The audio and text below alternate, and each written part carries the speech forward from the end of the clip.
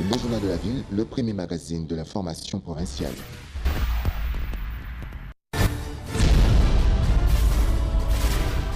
Tout de suite, le journal.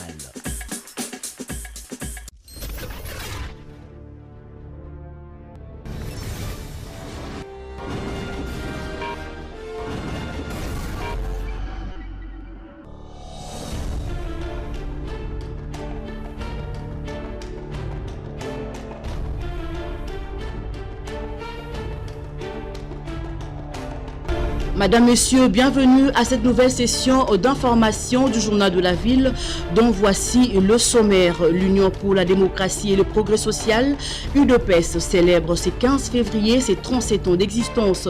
Créée depuis 1982 par le feu Étienne Tshisekedi Wamulumba et d'autres pionniers, c'est en 2019 que ces partis accèdent au pouvoir. UDPS, longtemps appelée la fille aînée de l'opposition, met une trêve à la lutte.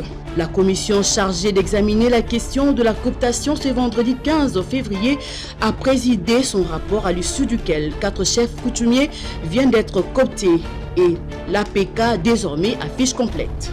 La CENI a publié la liste de candidats sénateurs au total. 874 candidats sont en lice pour 100 sièges. Les élections sénatoriales sont prévues pour le 14 mars, excepté le Nord Kivu, le Maïndombe et Beni. Ceux dont le nom ne sont pas repris en 48 heures pour saisir la Cour constitutionnelle. À suivre dans ce journal.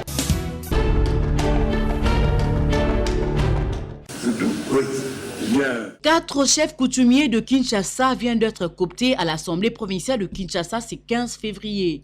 Il s'agit de Moudjana Kemafu du groupement Mwanamputu, Mbalawa Limpesi de Mbankana, Mukanu Antoine de Kingakati et Nene Mayasi du groupement Bouma. Ceci après vérification de dossier par la commission chargée de la dite question instituée lors de la plénière du 12 février avec à sa tête l'honorable Kazadi Kankonde Peter.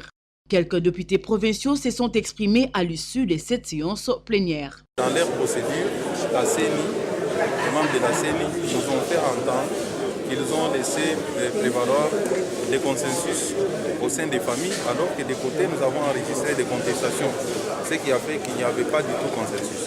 C'est ce que nous avons voulu prélever dans notre préparation. La commission a fait son travail. Elle a reçu toutes les pièces qui étaient servies à l'élaboration de leur rapport.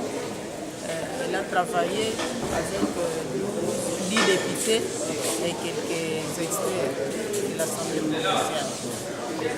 Nous venons maintenant d'écouter les chefs coutumiers, les 4 chefs coutumiers de la ville de Kinshasa, de Kumbu et de Teke. C'est la procédure, c'est la loi qui le dit. Et prochainement, ils seront présentés à l'Assemblée provinciale pour siéger ensemble avec les élus afin de travailler ensemble et chercher comment résoudre les desiderata de la population. Mon impression est bonne. En tout cas, la prochaine, nous allons faire pour améliorer encore la façon de voir les choses, puisque nous voulons que la ville de Kinshasa, surtout l'Assemblée provinciale de Kinshasa, doit doter des gens responsables, des extérieurs qui peuvent booster, qui peuvent changer Kinshasa. Le bureau provisoire vient là de franchir une étape importante de ses missions, car désormais l'APK affiche complète, c'est-à-dire avec 48 députés provinciaux.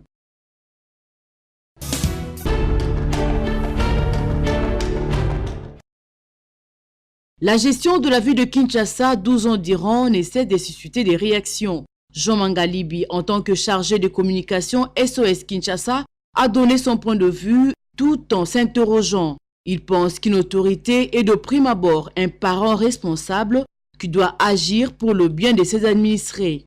Et si dans le domaine de l'éducation, le gouvernement provincial de Kinshasa avait doté aux écoles des bons et autres biens, c'est parmi leurs attributions. Mais il se demande au moins sur le nombre des écoles qui ont été construites et plaide pour le sort de l'école Kabinda. S'ils ont dit qu'ils ont construit de l'école, il y a un dossier où ils ont laissé des dossiers Kabinda. Mettre les bancs dans une école, ça fait partie des attributions. C'est ça mes rôles. Ils en ont mis dans combien d'écoles? Dans le secteur de la santé, les ambulances des hôpitaux et morgues qui ont été donnés et construits suffisent-ils pour Kinshasa, une ville de près de 10 millions d'habitants? Et combien de bus y a-t-il en état? Il s'est interrogé de la sorte. Aujourd'hui, Kinshasa a plus de 10 millions d'habitants. Par rapport à la population, ils en ont construit combien? Il n'y a pas de transcrits ou mi-transcrits. Ils ont laissé combien de bus? L'autorité est un parent responsable. Confiant pour un bel avenir, pour la ville de Kinshasa, Jean Mangalibi estime que les députés provinciaux et la population quinoise doivent accompagner les futurs exécutifs afin de bien contrôler leurs actions. La population de voir sa façon de fonctionner cette fois-ci. Parce qu'il ne peut pas continuer à accepter l'inacceptable. Parce que dans un état de droit, la population est censée accompagner les dirigeants, pas regarder, laisser les dirigeants faire.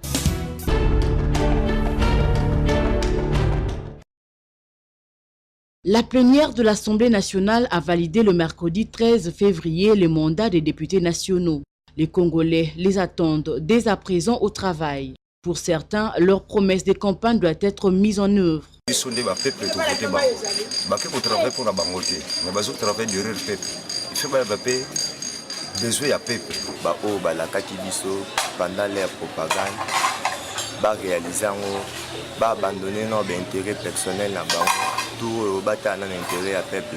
Les Congolais espèrent aussi voir leurs représentants voter de lois en faveur du pays. Il ne faut pas voter par rapport à l'avancement Mboka. Donc, ça la magamo n'enge sengeli que Mboka eba no évoluer et kende liboso par rapport à Mboka comme souvent ba kendaka.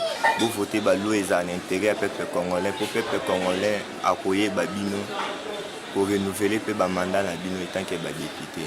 D'autres, par contre, ont invité les députés nationaux à aller au-delà de leurs appartenances et tendances politiques.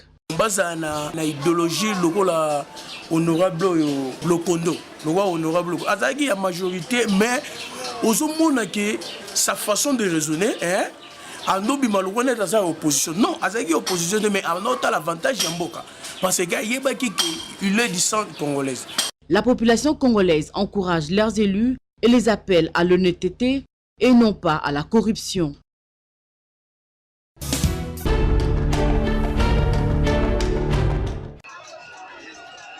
L'Union pour la démocratie et les progrès social, UDPS, célèbre ce vendredi 15 février son 37e anniversaire depuis sa création en 1982. Une cérémonie est à cet effet organisée à Kinshasa au siège de ces partis, situé dans la commune de Limete.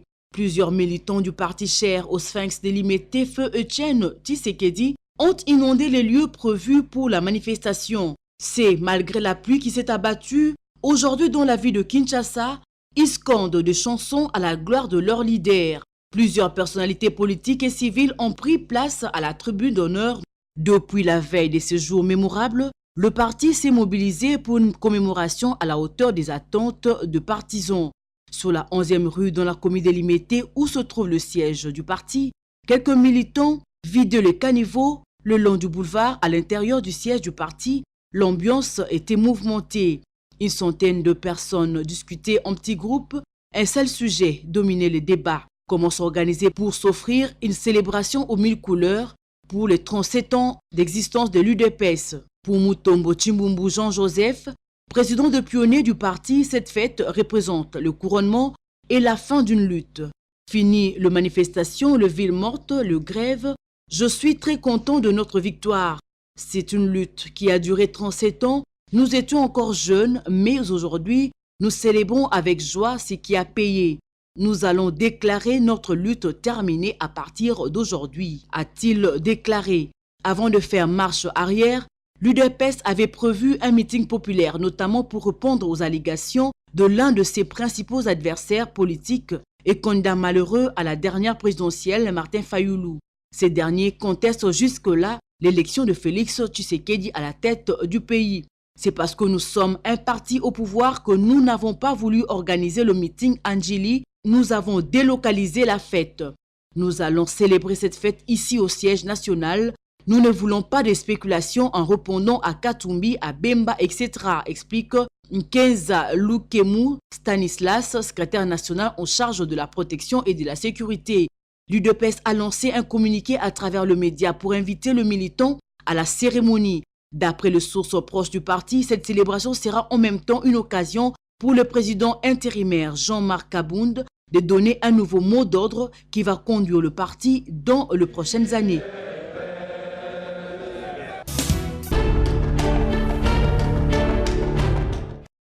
L'épidémie de chikungunya touche actuellement la RDC, particulièrement dans la commune de Mongafula à Kinshasa et à Kasangulu au Congo central.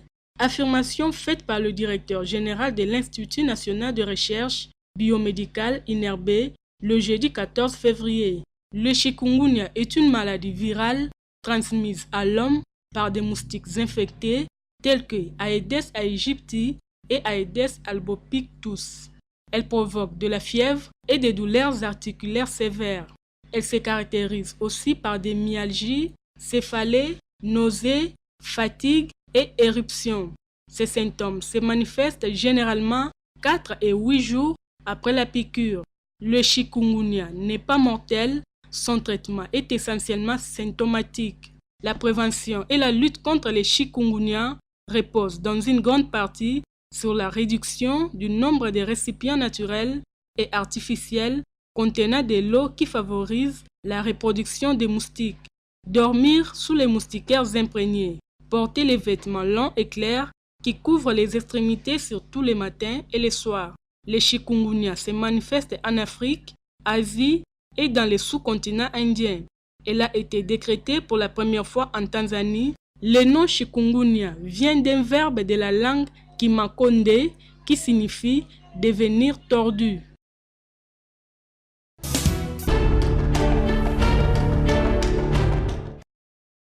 L'humanité célèbre ce vendredi 15 février la journée internationale du cancer chez l'enfant. Cette maladie constitue la deuxième cause de mortalité dans les pays développés entre 1 an et 14 ans. Chaque année, environ 2500 nouveaux cas de cancer sont diagnostiqués chez l'enfant et les adolescents. La moitié du cancer de l'enfant survient à l'âge de 5 ans. Avant 1 an, les tumeurs du système nerveux lymphatique sont le plus fréquents, suivis des tumeurs du système nerveux central.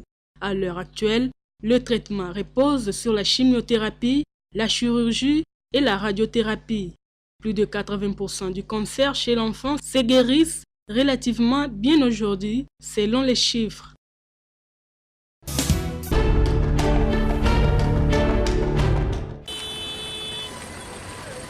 La population quinoise est contrainte ces derniers temps de débourser le double du prix pour une course habituelle en taxi ou taxibus pour leur déplacement. Cette double dépense est due au phénomène demi-terrain auquel recourent les conducteurs. Pointés du doigt, ils estiment que ce phénomène est favorisé par plusieurs facteurs dans leur secteur. On a le demi-terrain. On sommes à carburant à 2400. On sale à 500 francs. On met 4% pour gagner. Donc chaque jour, toujours quoi. Donc là-bas, si on qui m'a besoin de mandat pour toujours sur le côté. On a tout ça là-bas. J'ai dit que la base de tout c'est de tout. Mais pour ça, la pour ça, combien? Ils interpellent à leur tour les autorités à trouver des solutions en ce qui concerne l'état des routes et le prix du carburant qui ne cesse de galoper. Faut ça c'est normal, mais conditions si ça là, l'État a pris un transport normal, battre la balance avec le carburant. Entre-temps, la mobilité à Kinshasa reste un casse-tête pour les Quinois qui sont abandonnés à leur triste sort et ne savent plus à quel saint se vouer.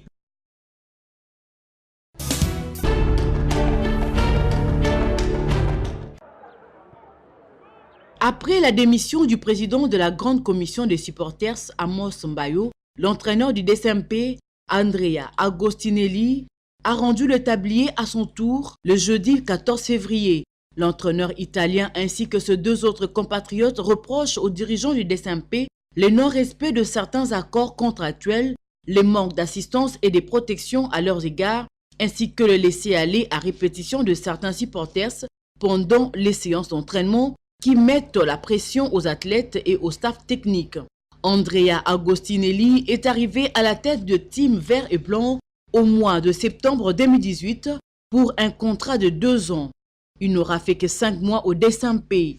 Ici est de rappeler que c'est depuis l'élimination du DSMP aux interclubs de la CAF au mois de décembre dernier que le problème ne cesse de naître de jour au lendemain. Le DSMP est actuellement 3e avec 38 points au championnat de la Lina Foot, après le tout-puissant Mazembe, 49 points et le V-Club, 47 points.